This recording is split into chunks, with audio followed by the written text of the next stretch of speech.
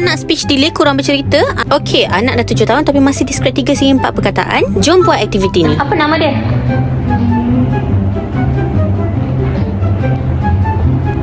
Nama siapa ni? Ha?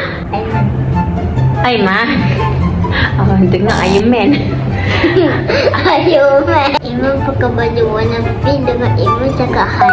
Okey, pandai. Iman pakai baju warna pink dengan Iman cakap hai. Okey, 9 perkataan. Siapa ni nama dia?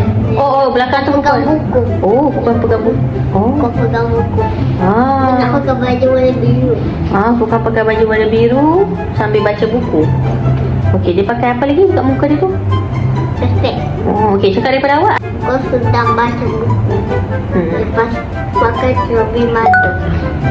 Fukon sedang baca buku sambil pakai spek mata. Cermin mata. Cermin mata. Pandai 8 perkataan. Good job. Apa nama dia? Bagi nama dekat dia. Adam. Oh, Adam. Apa nama? Baca buku. Baca buku. Adam tengah baca buku. Okey, kenapa muka dia macam tu? Muka dia cuba cerita. Dia takut dia tu.